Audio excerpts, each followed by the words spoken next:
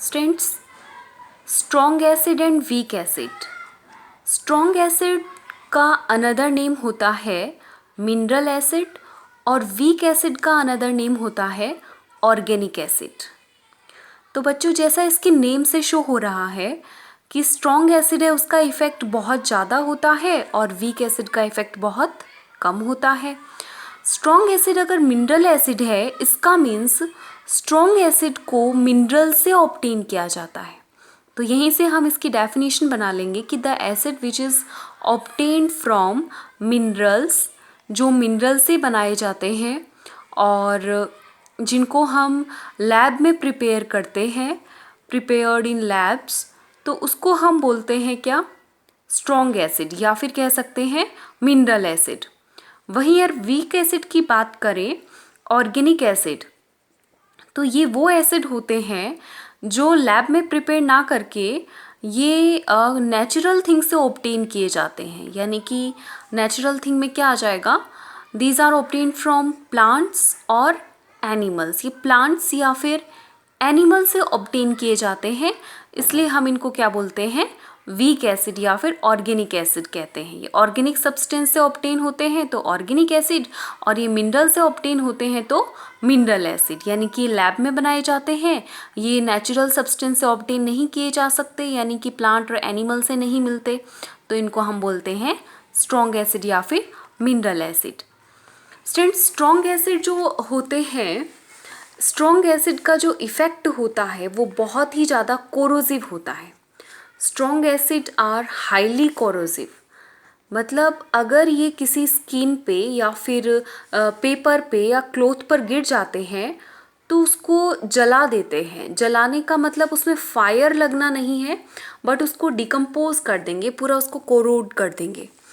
वहीं अगर weak acid की बात करें तो जो वीक एसिड होते हैं ये इतने ज़्यादा कोरोसिव होते नहीं हैं, यानी कि लेस कोरोसिव होते हैं।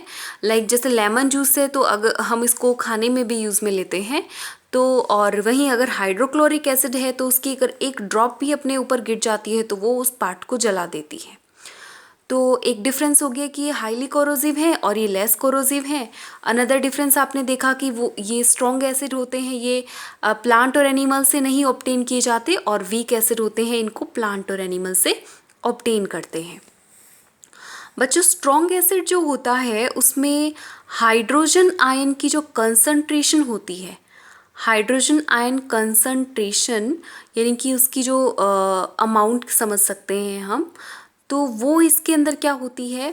हाई होती है। It has high concentration of hydrogen ion. वहीं अगर वीक एसिड की बात करें तो it contain less concentration of hydrogen ion. इसके अंदर हाइड्रोजन आयन की कंसंट्रेशन कम होती है। और स्ट्रॉन्ग एसिड जो होते हैं, अगर हम इनको वाटर में डालते हैं, वाटर में डालने पर ये कम्प्लीटली आयनाइज हो जाते हैं। कम्प्लीटली आयनाइज का मीन्स होता है कि ये कम्प्लीटली अपने आयंस में डिवाइड हो जाते हैं। It completely ionize in water. और जैसे कि हाइड्रोक्लोरिक एसिड है तो अगर हमने वाटर में डाला तो हाइड्रोजन और क्लोरीन एक दूसरे से ईजिली सेपरेट हो जाते हैं, तो इनके आयंस का पॉजिटिव नेगेटिव का सेपरेट होना ही क्या कहलाता है? आयोनाइजेशन कहलाता है, और ये बहुत ही ईजिली और कम्प्लीटली हो जाएगा।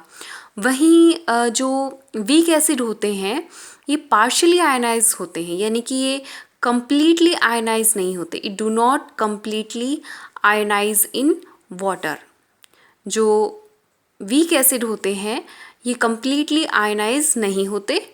जैसे कि एसिटिक एसिड है CH3COOH, इसका फॉर्मूला होता है, तो इसमें से जो हाइड्रोजन आयन सेपरेट होगा तो वो कम्प्लीटली सेपरेट नहीं हो पाएगा। स्टूडेंट्स, स्ट्रॉन्ग एसिड के अगर हम एग्जाम्पल देखें तो हाइड्रोक्लोरिक एसिड इसका एक एग्जाम्पल है HCl, सल्फ्यूरिक एसिड इसका एग्जाम्पल है, नाइट्रिक एसिड इसका एग्जाम्पल है। तो हाइड्रोक्लोरिक एसिड है HCl, ये एक स्ट्रॉन्ग एसिड में आता है। हाइड्रोक्लोरिक एसिड, H2SO4 जिसको हम बोलते हैं सल्फ्यूरिक एसिड, ये भी स्ट्रॉन्ग एसिड में ही आता है। HNO3 जिसको हम बोलते हैं नाइट्रिक एसिड, ये भी स्ट्रॉन्ग एसिड में आता है। और वहीं वीक एसिड की बात करें तो जैसे CH3COOH इसको हम बोलते हैं एसिटिक एसिड। तो एसिटिक एसिड होता है ये वीक एसिड में आता है। और कार्बोनिक एसिड होता है H2CO3, ये भी वीक एसिड में आता है। तो ज़्यादातर जिनमें कार्बन प्रेजेंट होता है वो क्या होते हैं, वीक एसिड होते हैं, ऑर्गेनिक एसिड होते हैं ये। तो इनका इफ़ेक्ट जो होता है वो इतना ज़्यादा नहीं होता, इतने ज़्यादा कोरोसिव वो नहीं होते। ओके स्टूडेंट्स, तो जिस तरीके से स्ट्रॉन्ग एसिड और वीक एसिड को हमने डिफ्रेंशिएट किया, तो वैसे ही हम थोड़ा स्ट्रॉन्ग बेस और वीक बेस भी देख लेते हैं कि जो स्ट्रॉन्ग बेस है और वीक बेस होते हैं उसके एग्जाम्पल देख लेते हैं। लाइक सोडियम हाइड्रोक्साइड है और पोटेशियम हाइड्रोक्साइड है, ये तो आते हैं किसमें, स्ट्रॉन्ग बेस में। और जैसे कि कैल्शियम हाइड्रोक्साइड है, ये इतना स्ट्रॉन्ग बेस नहीं होता। जिंक हाइड्रोक्साइड है, ये भी इतना स्ट्रॉन्ग बेस नहीं होता, यानी कि वीक बेस में आ जाएंगे। मैग्नीशियम हाइड्रोक्साइड भी वीक बेस में आ जाएगा, मिल्क ऑफ मैग्नीशिया। इसको हम एंटी एसिड की तरह यानी एसिडिटी के अंदर रिलीफ के लिए भी यूज़ में लेते हैं। तो स्टूडेंट्स, वीक एसिड के बारे में हम थोड़ा और जान लेते हैं कि कुछ ऐसे एसिड होते हैं वीक एसिड। हमने अभी बात की कि वीक एसिड जो होते हैं या फिर ऑर्गेनिक एसिड जिसको हम कह रहे हैं, तो ये कहाँ से मिलते हैं अपने को, ये या तो प्लांट प्रोडक्ट से मिलते हैं और या फिर एनिमल प्रोडक्ट से मिलते हैं। तो हम कुछ के एग्जाम्पल देख लेते हैं।